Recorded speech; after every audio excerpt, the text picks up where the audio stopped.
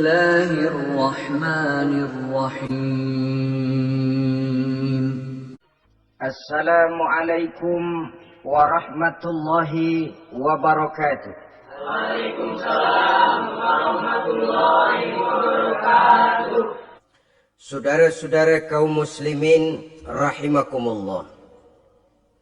Setiap penganut agama di dunia ini mempunyai sesuatu kitab yang dianggapnya sebagai kitab suci. Orang Hindu punya kitab Weda. Orang Buddha punya kitab Tripitaka. Yahudi mempunyai Taurat. Nasrani mempunyai Injil. Penganut Konghucu punya kitab Tao Te Ching. Orang Majusi punya kitab Zen Avesta. Orang kebatinan punya kitab Serat Centani, Hidayat Jati, Darmo Gandul, atau Gatoloco. Sementara kita umat Islam oleh Allah diberikan Al-Quranul Karim. Mengapa kita yakini Quran ini sebagai kitab suci? Pertama, ia bebas dari intervensi dan investasi manusiawi.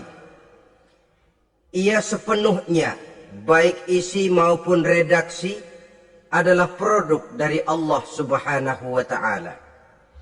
Kita yakini Quran kitab suci karena sampai hari ini belum ada seorang pun yang sanggup membuat seperti itu.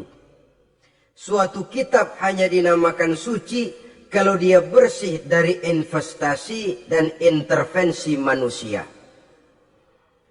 Al-Quran ini sejak turunnya 14 abad yang lalu telah menantang. Wa in kuntum fi raibim mimma nazzalna ala abdina fa'tu bi suratin min misli. Apabila kamu ragu-ragu terhadap kebenaran Quran yang kami turunkan kepada hamba kami Muhammad, atau kamu menyangka Quran itu cuma bikinan Muhammad saja, cobalah kamu buat satu surah saja semacam Al-Quran. Apabila kamu tidak mampu melakukannya seorang diri, wada'u syuhada'akum, ajak seluruh teman-temanmu. Sejak tantangan ini turun 14 abad yang lalu, sampai hari ini, tidak seorang pun yang sanggup membuat satu surah saja semacam Al-Quranul Karim. Barangkali belum pernah ada yang coba-coba. Sudah. Di antaranya apa yang dilakukan oleh Musailamah Al-Kazzab. Dia mencoba membuat satu surah semacam Al-Quran yang kalimatnya sudah berbentuk bait-bait syair, tapi isinya jauh panggang daripada api. Yang kedua, kita yakini Quran sebagai kitab suci karena isi dan ajarannya sesuai dengan fitrah manusia. Suatu kitab dinamakan suci kalau ajarannya sejalan dengan fitrah manusia. Misalnya, manusia secara fitrah, kalau dia laki-laki, normal nafsu kepada perempuan, itu fitrah. Perempuan suka kepada laki-laki, itu fitrah. Kalau ada kitab suci, tapi melarang manusia untuk kawin, kesuciannya perlu diselidiki. Quran kitab suci sejalan dengan fitrah manusia, maka ia menganjurkan manusia yang mampu untuk melangsungkan perkawinan. Contoh lain, secara fitrah manusia perlu makan. Kalau ada kitab suci yang melarang manusia puasa saja siang malam terus menerus, itu kan sama juga nyuruh orang mati. Quran sesuai dengan fitrah manusia. Maka dalam Islam puasa wisol, puasa ngableng, apa itu istilahnya, puasa nyambung, dari pagi sampai sore sampai malam sampai pagi lagi puasa terus, bukan saja tidak boleh, malah haram hukumnya. Kenapa? Itu bertentangan dengan fitrah manusia. Yang ketiga, kita yakini Quran sebagai kitab suci karena isinya tidak kontroversial. Isinya tidak saling bertentangan satu sama lain. Di ayat manapun Quran mengajarkan Allah itu Esa. Satu kali dia berkata haram, dia akan tetap berkata haram. Isinya tidak kontroversial. Sebab kalau ada kitab suci, di satu pihak mengajarkan Tuhan Esa, di lain ayat mengajarkan Tuhan 3, di lain ayat lagi mengajarkan Tuhan 4, kitab kacau namanya. Bagaimana suatu kitab bernama suci kalau isinya kontroversial satu dengan lainnya? Dari 3 kriteria inilah kita yakini Quran sebagai kitab suci. Masalah yang akan kita bicarakan pada pertemuan kita kali ini, bagaimana sikap kita terhadap Al-Quranul Karim sebagai kitab suci. Berangkat dari sebuah hadis di mana Rasulullah Sallallahu Alaihi Wasallam pernah memberikan tawaran. Beliau bersabda, "Man ja'ala al-Qur'ana amamahu qadahu ilal jannah, wa man ja'ala al-Qur'ana khalfahu saqahu ilan nar." Siapa yang menjadikan Quran sebagai imam, maka Quran akan membimbing dia ke dalam surga. Tetapi siapa yang menjadikan Quran sebagai makmum, maka Quran akan mendorong dia ke dalam neraka. Pilihan terserah kita. Siapa yang menjadikan Quran sebagai imam, ditempatkannya Al-Quran di depan, dia ikuti petunjuk dan ajaran Al-Quran, maka Quran akan membimbing dia ke surga. Surga dunia, lebih-lebih lagi surga akhirat. Tetapi sebaliknya, siapa yang menempatkan Quran di belakangnya, dia belakangi Al-Quran, dia belakangi perintah dan ajaran-ajaran Al-Quran, dia perturutkan hawa nafsunya dalam kehidupan ini, maka Quran akan mendorong dia ke dalam neraka. Ya, neraka dunia, lebih-lebih lagi neraka akhirat. Pilihan terserah kita. Saya mau tanya, kira-kira Quran dalam hidup kita jadi imam apa jadi makmum? Imam apa makmum? Kalau Quran jadi imam, artinya kita umat Islam jadi makmum. Resiko dan logika tentu. Makmum harus ngikuti imam. Imam takbir, makmum takbir. Imam ruku, makmum ruku. Imam sujud, makmum sujud. Imam tahiyat, makmum tahiyat. Itu namanya Quran jadi imam, kita jadi makmum. Artinya dalam terjemahannya pada kehidupan, kalau merah kata Quran, merah kita kata. Hijau kata Quran, hijau kita bilang. Ke barat kata Quran, ke barat kita pergi. Ke timur kata Quran, ke timur kita berangkat. Halal kata Quran, halal kata kita.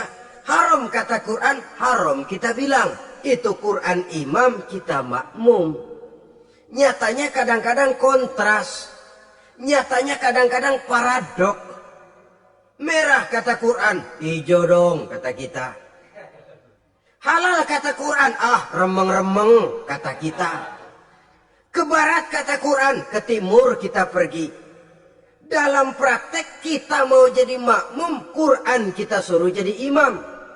Kita sesuaikan Quran dengan selera kita.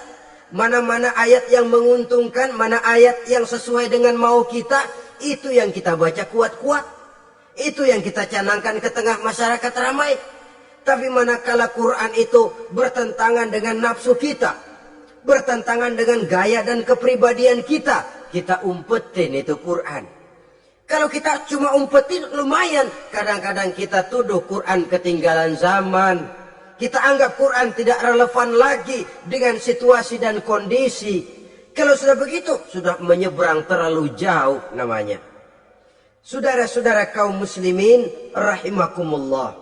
Inilah makna hadis Nabi yang diriwayatkan dari Imam Ali bin Abi Thalib, bersabda Rasul, "Man qara'al Qur'ana fastazharahu fa ahalla halalahu wa harrama haramahu adkhalahul jannah. Barang siapa yang membaca Al-Quran, lalu memperhatikannya, kemudian menghalalkan yang halal dan mengharamkan yang haram, maka Allah akan memasukkan orang itu ke dalam surga.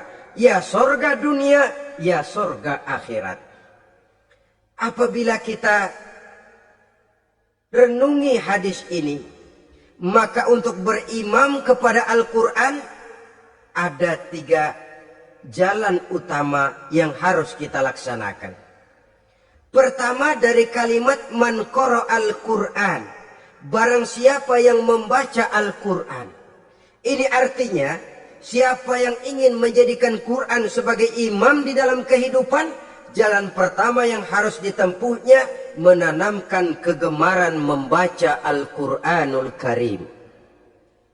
Al-Quran gharibun fima baina qaumin la yaqra'una. Quran akan jadi asing, Quran akan jadi aneh kalau terletak di tengah rumah orang Islam yang tidak suka membaca Al-Quranul Karim. Jadi langkah pertama, tanamkan kegemaran membaca Al-Quran. Saya tidak menyalahkan kalau remaja kita gandrung kepada Stevie Wonder. Baik kalau mereka senang kepada suara emasnya Michael Jackson atau suaranya Madonna. Tapi kalau sampai harus mengalahkan kecintaan mereka kepada membaca Al-Quran, ini ironi.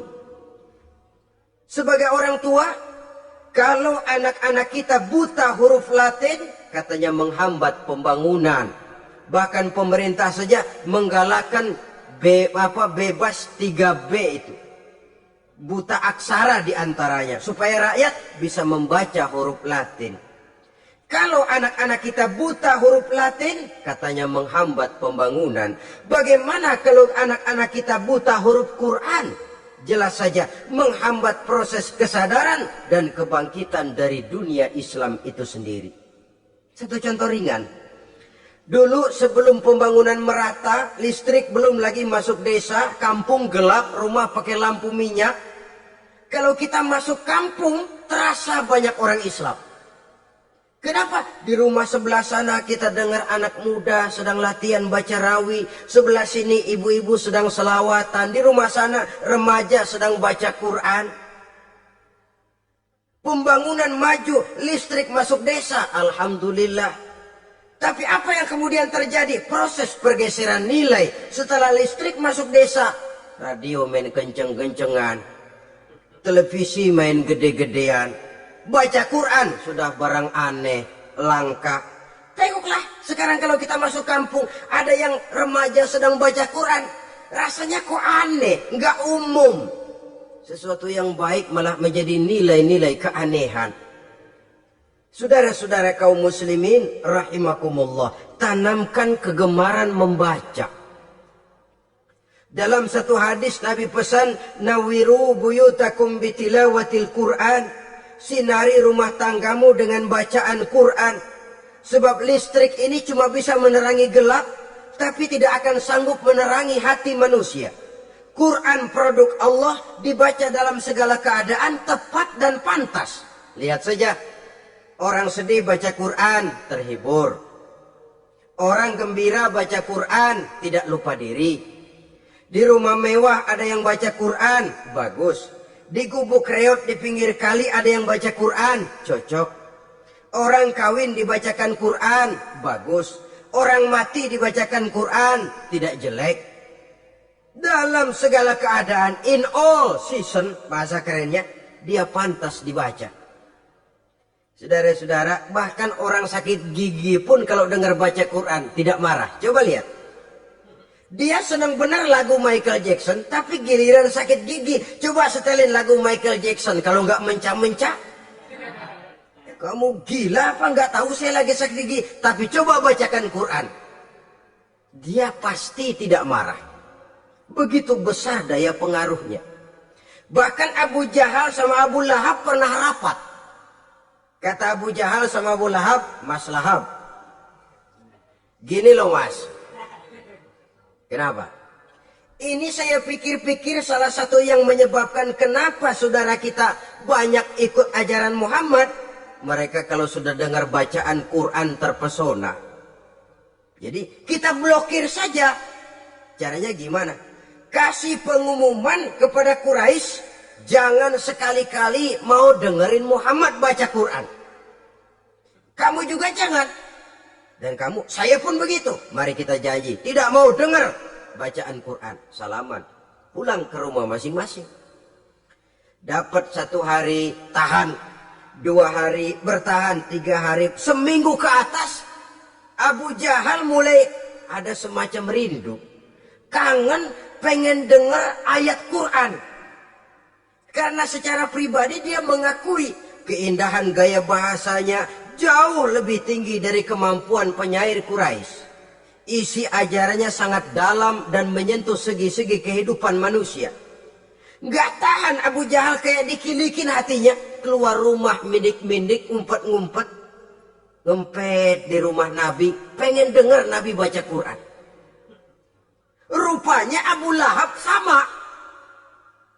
Pikir Abu Lahab gak bakalan keluar. Abu Lahab berpikir, Jahal pasti di rumah. Dua-duanya bareng berangkat ke rumah Nabi.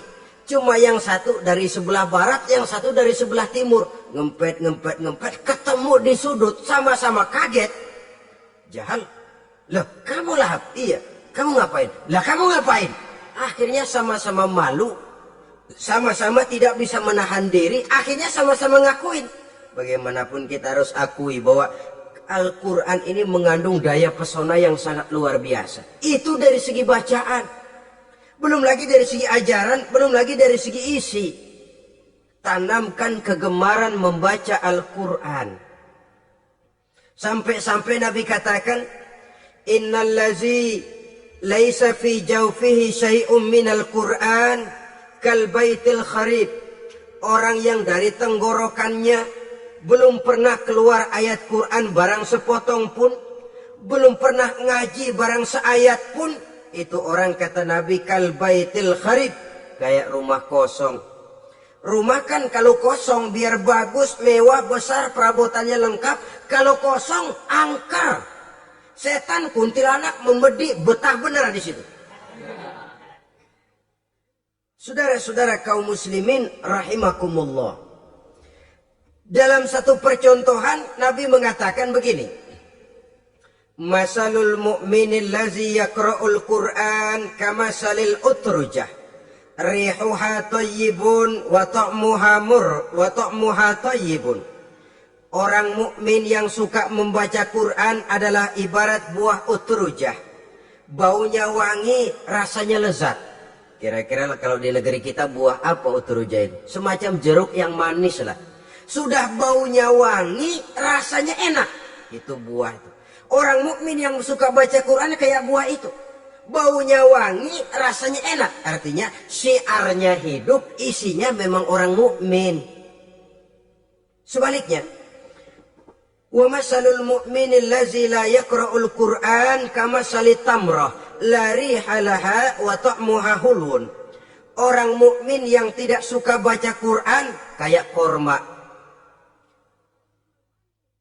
Rasanya emang manis, cuman kagak ada baunya. Artinya apa? Syiarnya kurang. Kalau orang belum tapi kenal kan kagak mau makan korma. Kenapa? Nggak ada baunya. Daya tariknya kurang walaupun rasanya enak. Kalau daya tariknya nggak ada, kan nggak ada iklannya, tidak ada syiarnya.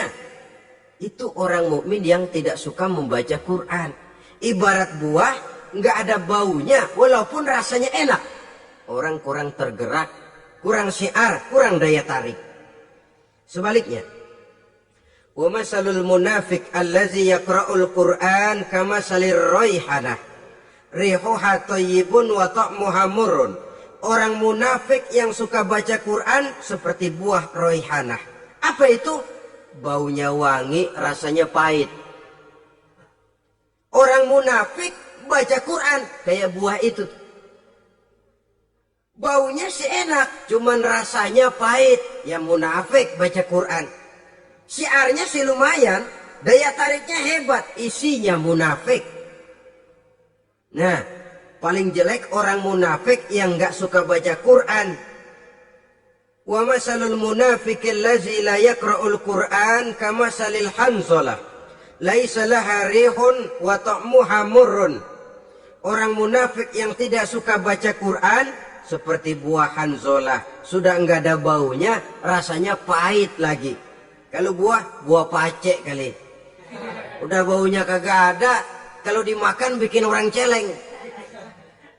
Saudara-saudara kaum muslimin rahimakumullah, tanamkan kegemaran membaca Al-Quran.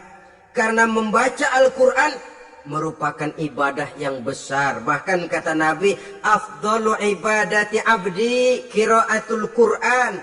Nilai ibadah yang paling baik dari hambaku adalah ibadah membaca Al-Quran. Dalam sholat pahalanya lebih besar di luar sholat daripada di luar sholat. Dengan wudhu pahalanya lebih besar daripada tanpa wudhu. Mengerti pahalanya lebih besar daripada tidak mengerti. Tapi tidak mengerti pun jangankan membaca, mendengar saja orang baca Quran dengan baik sudah didoakan untuk mendapat rahmat. Berpahala mendengar bacaan Al-Quran walaupun tidak mengerti. Apalagi membaca sendiri, apalagi mengerti apa yang kita baca, tentu pahala itu akan jauh lebih besar. Ini yang pertama, tanamkan kegemaran membaca Al-Quranul Karim. Yang kedua, dalam hadis tadi, fastazharahu, man qara'al Qur'ana fastazharahu. Siapa yang membaca Al-Quran kemudian memperhatikannya. Jadi kalau kita mau berimam kepada Al-Quran, setelah menanamkan kegemaran membaca, yang kedua, perhatikan. Pahami isinya. Jangan seperti monyet pakai mahkota, ketawa girang, cengengesan, tapi dia tidak tahu arti kebesaran mahkota yang disandangnya itu. Bangga dengan Al-Quran, tapi apa kandungannya kita tidak mengerti. Untuk memahami Al-Quran ini, caranya bagaimana? Tentu mudah saja. Seperti contoh, kalau kita ingin mengerti caranya bikin tahu, jangan bertanya kepada montir mobil. Montir mobil ahli betul urusan mesin.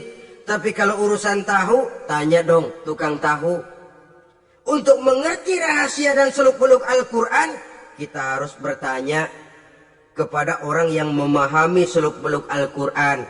Para ulama, para kiai, para ustadz. Yang kita tahu kualitas keilmuannya, kita yakini loyalitas dan integritasnya kepada Islam ini. Kenapa? Ayat-ayat Quran itu elastis. Dia dibawa kemana saja mau. Ditafsirkan menurut kemauan orang bisa. Paling celaka kalau yang belajar tidak punya dasar, yang mengajar punya maksud lain. Sesat dan menyesatkan.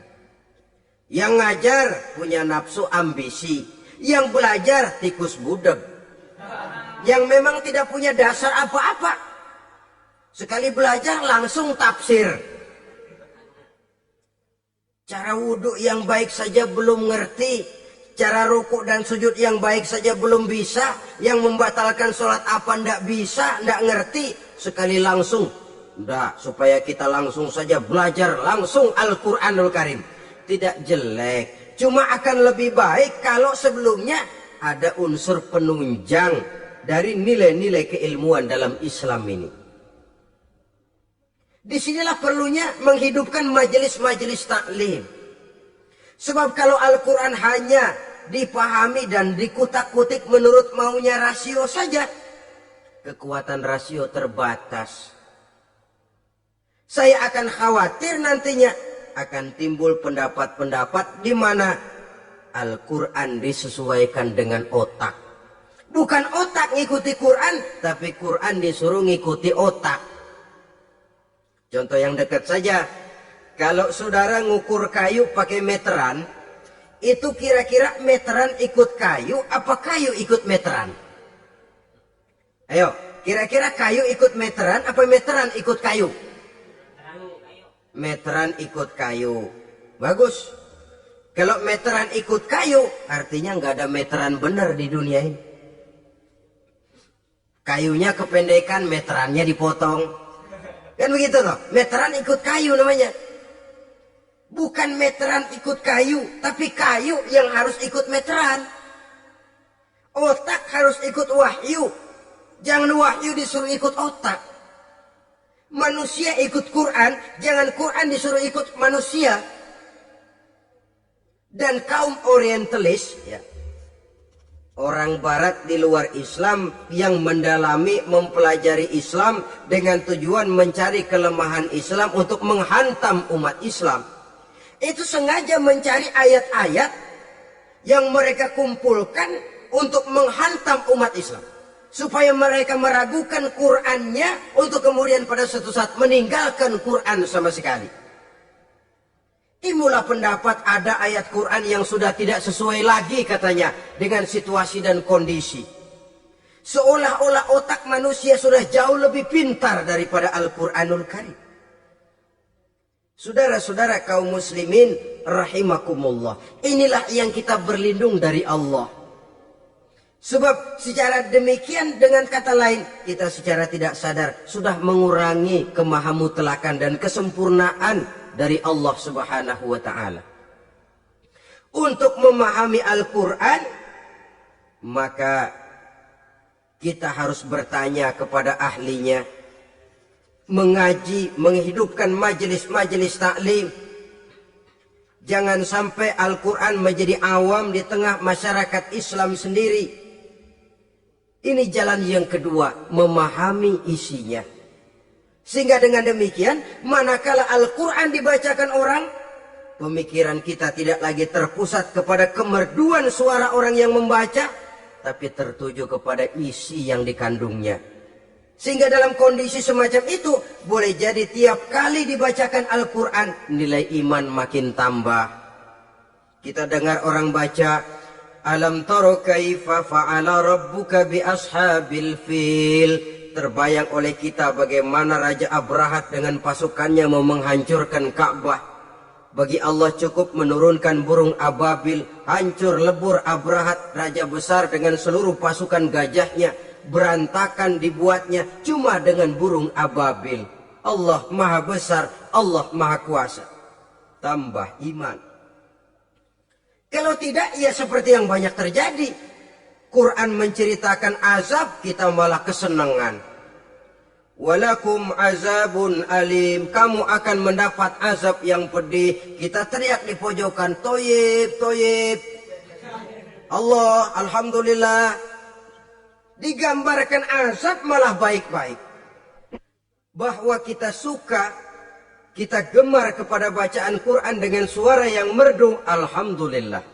Akan lebih baik lagi kalau kita mengerti apa yang dibacanya. Sebab perintah membaca tersirat makna perintah untuk memahami. Perintah memahami tersirat makna untuk mengamalkan. Dengan kata lain, kita hanya bisa mengamalkan Quran dengan baik kalau kita mengerti isinya. Kita hanya bisa mengerti isinya kalau kita rajin membacanya. Baik membaca yang tersirat, baik membaca yang tersurat dengan petunjuk para alim ulama, para kiai, dan orang-orang yang ahli di bidang itu. Saudara-saudara kaum muslimin rahimakumullah, inilah jalan kedua. Upayakan memahami isinya. Hidupkan kajian-kajian agama, hidupkan majelis-majelis taklim. Jangan sampai Al-Quran asing di hati kita sendiri. Jangan sampai kita awam terhadap makna kandungan dan ajaran Al-Quran. Sementara kita yakini bahwa dialah yang akan bisa membimbing kita menuju kebahagiaan sejak dari dunia sampai ke akhirat nanti. Jalan ketiga untuk berimam kepada Al-Quran, setelah menanamkan kegemaran membaca, lalu berupaya memahami isinya, yang ketiga adalah mengamalkannya dalam kehidupan, sesuai dengan kemampuan yang kita miliki.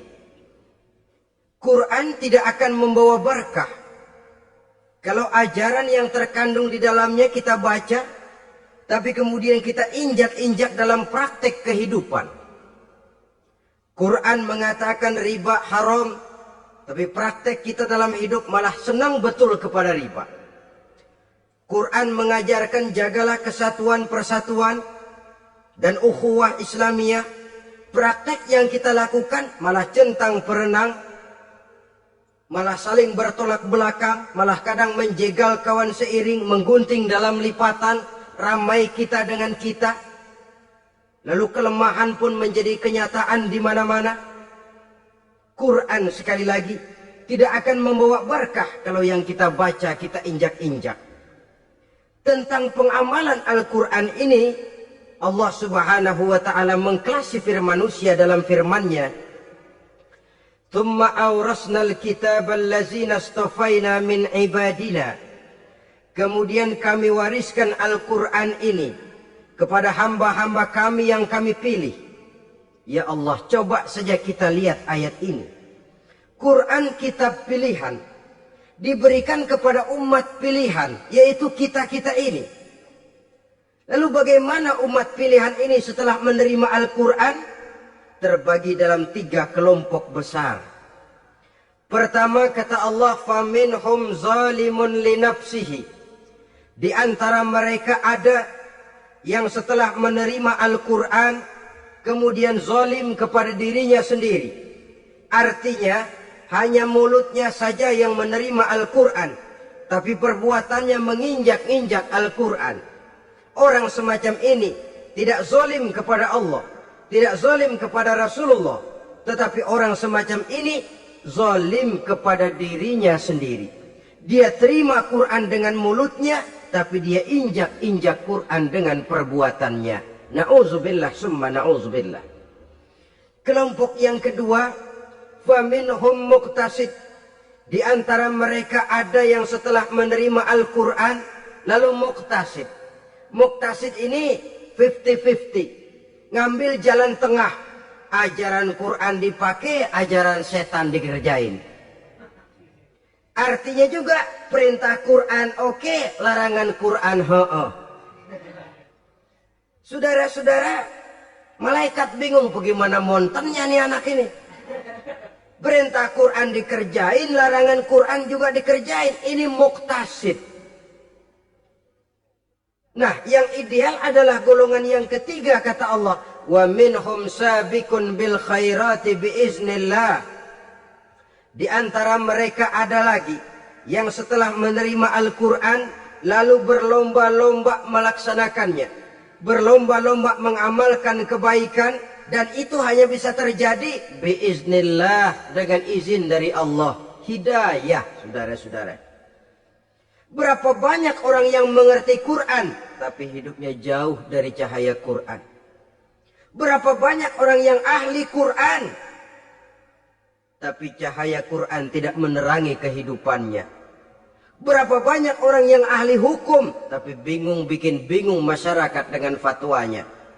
Saudara-saudara kaum muslimin, kenapa bisa terjadi? Itu tidak ada hidayah, tidak biiznillah, tidak ada izin dari Allah.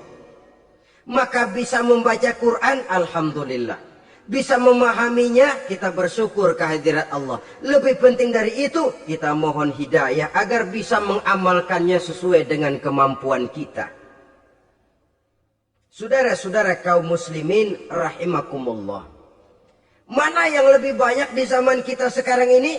Kita bisa analisa. Ada yang menerima Quran hanya dengan mulutnya saja. Kalau ditanya, Tuhanmu siapa? Allah. Kiblatmu mana? Ka'bah. Saudaramu siapa? Umat Islam. Kitab sucimu apa? Quran.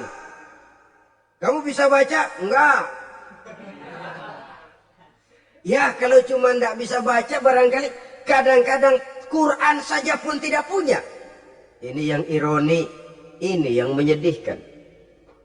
Saudara-saudara kaum muslimin rahimakumullah. Tanpa melaksanakan konsepsi Al-Quran di dalam kehidupan, maka kesenangan kita membacanya, pengertian kita tentang Al-Quran, barangkali tidak akan bisa berbuat terlalu banyak di dalam kehidupan.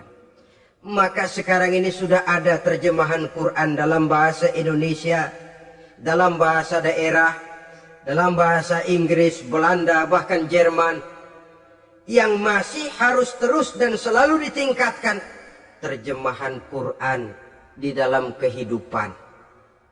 Dengan kata lain, kita umat Islam menunggal dengan Quran kita. Jangan cuma jadi kebanggaan Islam tinggi, tidak ada yang lebih tinggi dari Islam. Quran kitab suci tidak ada yang bisa menandinginya. Qurannya, tapi umatnya kadang-kadang kita ini jauh panggang daripada api. Kita bersyukur musabaqah tilawatil Quran dihidupkan dengan biaya bermiliar rupiah. Sejak dari tingkat kelurahan, kecamatan, wali kota, provinsi sampai kepada tingkat nasional untuk menanamkan kegemaran membaca Quran. Setelah itu hendaknya diadakan peningkatan dengan upaya memahaminya. Sehingga pada suatu saat boleh kita adakan musabaqah pengamalan Quran. Hadiahnya sudah langsung dari Allah sendiri. Ini yang kita perlu berlomba. Berlomba mengamalkan ajaran Quran. Sabiqun bil khairat. Berlomba mengamalkan ajaran-ajaran Al-Quranul Karim. Nah, oleh karena Al-Quran ini dalam bentuknya yang umum kadang-kadang hanya menjelaskan satu persoalan secara global, kita memerlukan tuntunan sunnah dari Rasulullah Shallallahu Alaihi Wasallam. Umpamanya, Quran hanya mengajarkan aqimis sholat, dirikan sholat. Caranya bagaimana? Tidak ada cara sholat dalam Quran. Dari mana kita tahu cara sholat? Dari sunnah. Itu sebabnya selain Al-Quran sebagai sumber utama, kita memerlukan sunnah. Bahwa sholat pakai takbiratul ihram di Quran tidak ada. Bahwa sholat pakai tahiyat dalam Quran tidak ada. Jadi kalau orang cuma Quran saja, tidak ada sunnah itu, ya bagaimana kita bisa sholat? Quran cuma mengatakan wa atimul hajja wal umrata lillah, laksanakan haji dan umrah karena Allah. Bagaimana manasik haji? Bagaimana cara sa'i? Bagaimana cara wukuf? Bagaimana cara melontar? Tidak ada dalam Quran. Yang memuat itu tidak lain sunnah. Untuk memahami Quran dan sunnah ini, kita memerlukan orang yang menguasai Quran dan sunnah. Oleh karena itu kita perlu petunjuk kepada para ulama. Itu sebabnya Quran sendiri mengatakan wa in tanaza'tum fi syai'in farudduhu ila Allahi wa rasulih. Apabila kamu berbeda pendapat tentang suatu persoalan, kembalikan kepada Allah dan Rasulnya. Kembalikan kepada Allah artinya kembalikan kepada Quran. Kembalikan kepada Rasul, maksudnya kembalikan kepada sunnah. Siapa yang mengerti Quran dan sunnah? Para ulama yang kualitas ilmunya kita yakini, loyalitas dan kredibilitas serta integritas keislamannya bisa menjadi panutan. Saudara-saudara kaum muslimin rahimakumullah. Dengan demikian, kalau orang berkata, langsung saja memahami Quran. Sekarang kan sudah banyak terjemahannya. Tidak usah lewat ulama-ulamaan. Saya tidak mencela, cuma agak mengkhawatirkan. Kalau dia memahami Quran cuma sekedar lewat terjemahannya saja, sangat mungkin jadi dia bisa salah paham. Kita memerlukan bantuan sunnah. Kita memerlukan petunjuk para ulama yang menguasai di bidang itu. Kembalikan kepada Quran dan sunnah artinya bertanya kepada orang yang memahami Quran dan sunnah. Loh, dengan begitu kan akan terjadi perbedaan pendapat. Perbedaan pendapat sesuatu yang halal sepanjang tidak menyebabkan kita berpecah belah. Halal berbeda pendapat. Asal diletakkan pada proporsinya. Apalagi kalau perbedaan pendapat itu cuma masalah teknis, bukan masalah prinsip. Kenapa tidak pulang saja kepada tuntunan Quran? Lana a'maluna walakum a'malukum. Kami akan mengamalkan amalan yang kami yakini benarnya. Saudara persilakan mengamalkan amalan yang saudara yakini benarnya. Sama-sama punya alasan, sama-sama punya dalil. Tidak usah saling menyalahkan. Tidak usah saling mengklaim, merasa yang paling benar, orang lain salah semua. Kemukakan argumen, jangan sentimen. Harus dengan semangat mencari kebenaran, bukan untuk mencapai kemenangan. Kalau sentimen lebih penting dari argumen, kalau kemenangan lebih diutamakan dari mencari kebenaran, yang berlaku kadang-kadang gengsi. Kalau sudah gengsi, yang bicara emosi. Kalau sudah emosi, istilah kita di kampung, ngambek. Gedean ilmunya sama ambeknya. Kadang-kadang, dah saya kalau nggak jadi imam nggak mau sembahyang di situ. Kalau nggak jadi imam, orang lain dianggapnya kagak sah sembahyangnya. Oh pokoknya kalau nggak ngaji sama saya Islamnya kurang benar. Mengklaim. Perbedaan pendapat wajar, halal, asal tidak menyebabkan kita berpecah belah. Dan sewajarnya kita lebih berusaha mencari titik pertemuan, memperbesar persamaan, dan bukan mengutak-ngutik perbedaan. Kadang-kadang inilah penyakit kita nih. Satu kunut, satu tidak sembahyang subuhnya, bisa RT. Satu usoli, satu tidak, bisa RW. Satu azan sekali Jumatan, satu dua kali bikin masjid lagi. Kenapa bukan persamaannya yang dicari? Kenapa justru perbedaannya yang diperbesar? Yang masalah macam ini sampai kiamat tidak pernah selesai. Kan lebih baik kalau kita ditanya orang, Pak, sholat subuh itu pakai kunut apa tidak sih? Kalau saya pakai. Kalau yang tidak pakai kunut bagaimana Pak? Betul, kata yang tidak pakai. Jadi yang pakai kunut betul, betul karena saya pakai kunut. Yang tidak juga betul, betul kata yang tidak pakai. Kalau yang kunut betul, yang tidak kunut betul, lalu yang salah yang mana Pak? Yang salah yang subuh nggak sembahyang. Lebih objektif, proyek garapannya ada, umat tidak berpecah belah. Ini yang konyol, kadang-kadang khutbah Jumat pakai membongkar khilafiyah, menghantam tahlil, menghantam kunut. Selesai sembahyang Jumat, apa yang terjadi? Umat resah, masyarakat gelisah, polemik timbul, masalah tidak terselesaikan. Orang jadi khotib itu raja dalam mimbar Jumat, siapa yang mau bantah dia? Kalau memang mau buka itu persoalan khilafiyah, buka dalam forum khusus. Adakan pengajian, jelaskan masalahnya secara luas, mendasar. Jangan mengklaim dan memponis. Berikan kebebasan kepada umat untuk menilai. Masalahnya selesai, yang tidak puas bisa bertanya. Saudara-saudara, sudah lewat masanya kita meributkan soal itu. Sudah datang waktunya di mana kita lebih mementingkan dan membicarakan masalah-masalah yang lebih mendesak dihadapi oleh umat. Kemiskinan misalnya, kebodohan misalnya, keterbelakangan umpamanya. Peluang untuk mendapatkan pendidikan yang layak bagi anak-anak kita yang berotak cerdas tapi tidak punya kemampuan ekonomi umpamanya.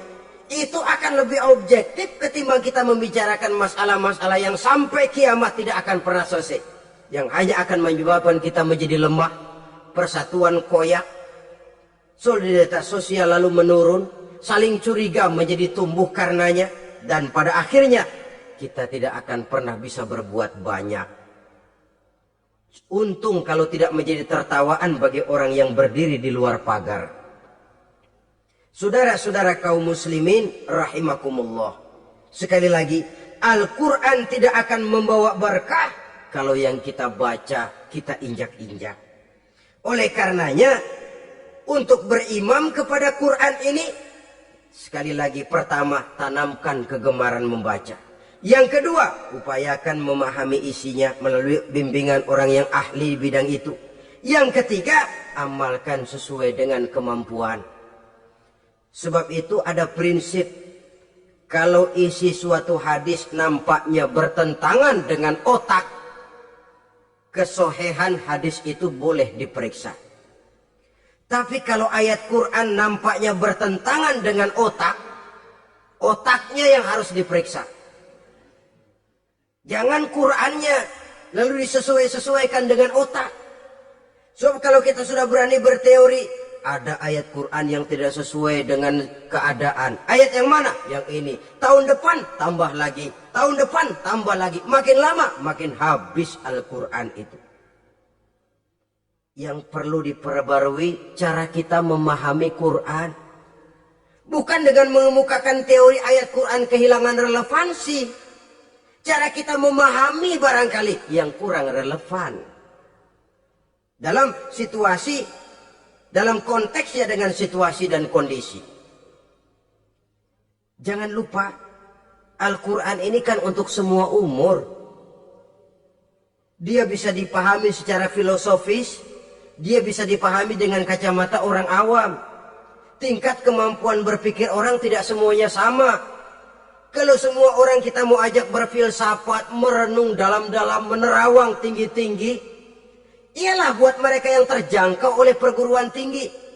Tapi buat saudara-saudara kita, pedagang-pedagang kecil, petani di desa-desa terpencil, remaja-remaja yang jauh dari sentuhan teknologi canggih, sanggupkah mereka berpikir filosofis? Sementara mereka merupakan bagian terbesar dari kondisi umat ini. Saudara-saudara kaum muslimin, oleh karenanya ditentang membaca, memahami dan mengamalkan, Rasulullah Shallallahu Alaihi Wasallam pernah memberikan sugesti.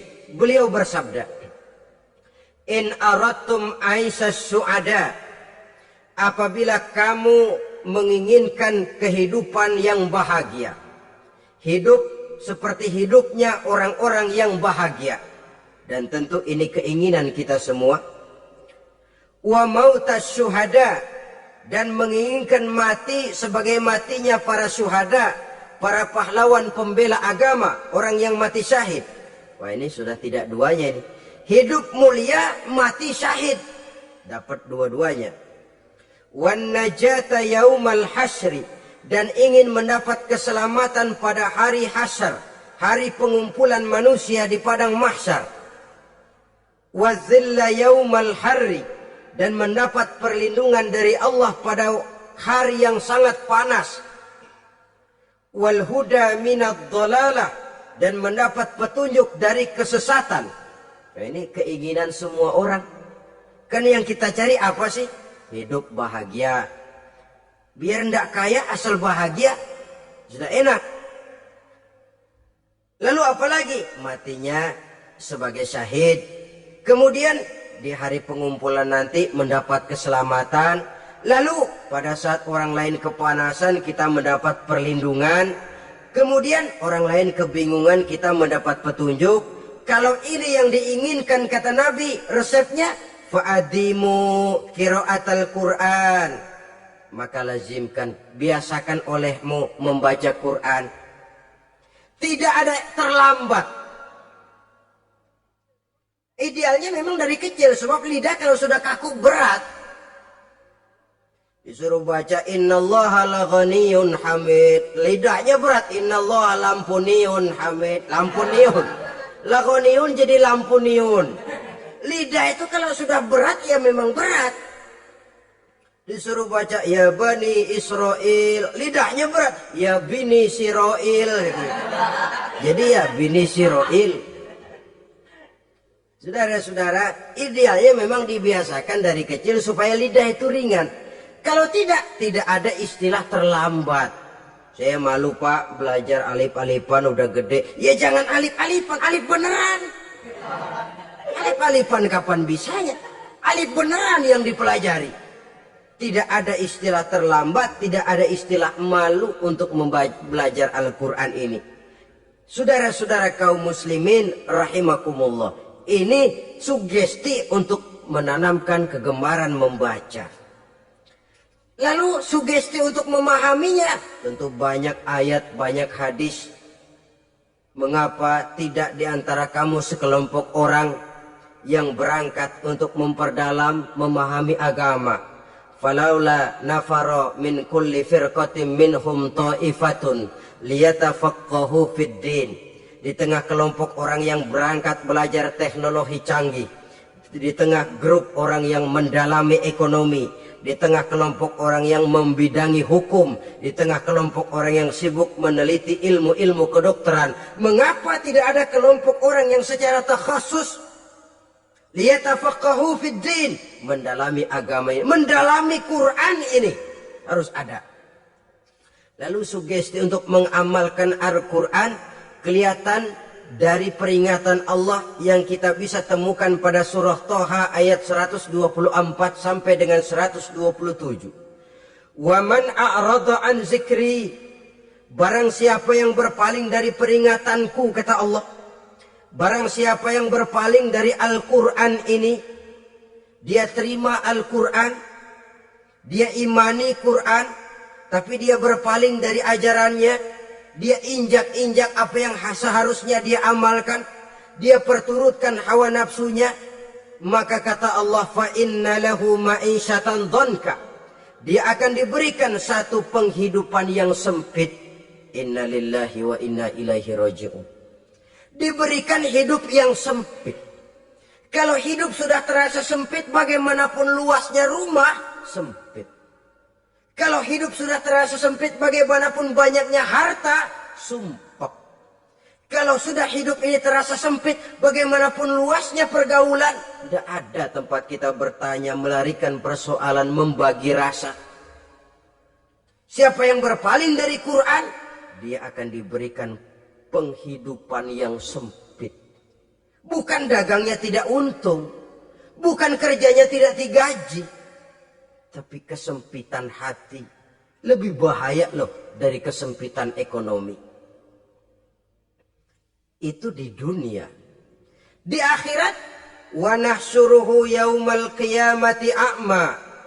Di akhirat nanti dia akan dikumpulkan oleh Allah dalam keadaan buta. Ya Allah, ya Rasul.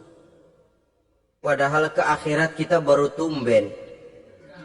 Sekali ke akhirat buta. Masya Allah.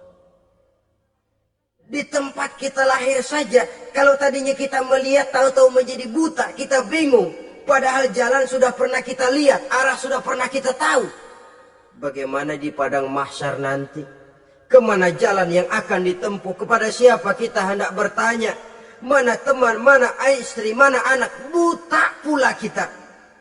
Satu kesengsaraan yang merupakan puncak kesengsaraan. Dikala itu orang yang semacam tadi protes. Rabbi, lima hasyartani a'ma wa qad kuntu basira. Wahai Allah, kenapa hari ini saya dikumpulkan dalam keadaan buta? Padahal ketika di dunia dulu saya melihat, saya menyaksikan gunung yang menjulang tinggi ke angkasa. Saya melihat lautan yang luas terhampar biru membentang. Saya saksikan tanah, sawah luas menguning. Saya saksikan keindahan alam. Di dunia saya melihat Allah. Kenapa sekarang saya dikumpulkan dalam keadaan begini? Protes dia, tidak terima dia.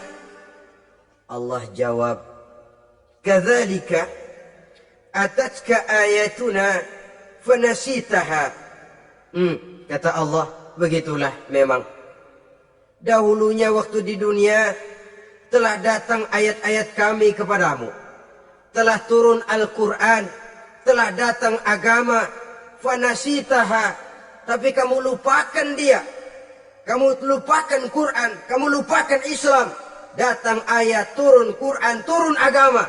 Kamu belaga pilon. Kamu belaga enggak tahu. Wa kadzalikal yauma tunsa. Maka hari ini pun begitulah kamu dilupakan. Sebagaimana dulu waktu di dunia, kamu telah melupakan ayat-ayatku, melupakan kitabku, melupakan ajaran-ajaranku. Hari ini kamu pun dilupakan. Seolah-olah Tuhan cuma nggak bilang, mereka protes, Tuhan, kenapa saya buta padahal di dunia saya ngelihat. Kata Tuhan, kalau bahasa kita, lu rasain. Lu sih, kenapa dulu di dunia? Pura-pura nggak lihat. Kenapa waktu di dunia? Pura-pura nggak tahu. Kenapa waktu di dunia? Kamu lupakan Quran. Maka hari ini pun engkau kami lupakan. Wa kadzalika al-yawma tunsa. Wa kadzalika najzi man asrafa wa lam yu'min bi ayati rabbih wal azabul akhirati ashaddu wa abqa. Demikianlah kami membalas orang yang berlebih-lebihan, orang yang melampaui batas dan tidak mau beriman kepada ayat-ayat Tuhannya, dan sungguh siksa akhirat itu lebih dahsyat dan lebih kekal. Siksa dunia mungkin kelaparan, kekurangan ekonomi, kekurangan pakaian, tapi berapa hari paling lama seumur manusia? 70 tahun umur kita, ya paling lama begitulah. Tapi siksa akhirat, kesengsaraan akhirat, kesengsaraan neraka, asyaddu wa abqa, lebih dahsyat dan lebih kekal. Di zaman sekarang orang bukan cuma berbuat potong kompas, berpikir pun potong kompas, berpikir pun ngambil jalan pintas. Dia lebih memilih kesenangan yang sedikit dengan mengorbankan kesenangan yang abadi. Dia mengejar surga yang sebentar dengan menghancurkan surga yang kekal. Dicarinya surga dunia, hidup cukup, rumah bagus, makan bagus, pakaian bagus, istri bagus, dengan menghalalkan segala macam cara, berpaling daripada kehidupan agama, lalu menginjak-injak Al-Quranul Karim. Kita berlindung kepada Allah, jangan sampai dimasukkan dalam kelompok yang di akhirat nanti dibangkitkan dalam keadaan buta. Na'udzubillah summa na'udzubillah. Di sini kita terkesan dengan apa yang dikatakan Sayyid Muhammad Abduh, al-Islam mahjubun bil muslimin. Kebesaran Islam kadang-kadang tertutup oleh tingkah laku umat Islam sendiri. Keluhuran dan kesempurnaan Al-Quran tertutup oleh kebodohan umat Islam. Sedangkan untuk mengungkapkan rahasia Al-Quran ini diperlukan keahlian yang kompleks. Saudara yang di fakultas teknik belajar teknologi, ungkap buka rahasia Quran di bidang teknologi. Saudara yang di bidang kedokteran, ungkap buka rahasia Al-Quran di bidang kedokteran. Saudara yang ahli geologi, pelajari struktur kulit bumi dengan mengungkap rahasia Al-Quran. Sehingga pengkajian kita tentang teknologi, pengkajian kita tentang angkasa luar, pengkajian kita tentang anatomi manusia akan berakhir kepada subhanaka ma khalaqta hadza batila. Ya Allah, tidak satu pun yang Engkau ciptakan ini sia-sia. Perut bumi mengandung minyak, timah, kekayaan yang berharga untuk manusia. Mempelajari angkasa luar bisa memahami musim dan menyelamatkan manusia. Mempelajari rimba belantara, teknologi canggih, akhirnya akan memperkuat nilai-nilai iman. Menerjemahkan ajaran Quran lewat disiplin ilmu yang kita kuasai masing-masing, untuk kemudian bekerja sama bahu-membahu dalam rangka mengimani Al-Quran, mengamalkan Al-Quran, dan mengawal keluhuran Al-Quranul Karim yang atas dasar tuntunannya kita hidup, untuknya kita berjuang, dan dalam bimbingannya kita ingin kembali menghadap Allah Subhanahu wa Ta'ala. Inilah pertemuan yang singkat ini. Mudah-mudahan kita diberikan kekuatan oleh Allah untuk berimam kepada Al-Quran, menjadikannya sebagai pedoman utama di dalam kehidupan kita. Terima kasih atas segala perhatian. Mohon maaf atas segala kekurangan. Usikum wa nafsi bitaqwallah. Wassalamualaikum warahmatullahi wabarakatuh. Waalaikumsalam.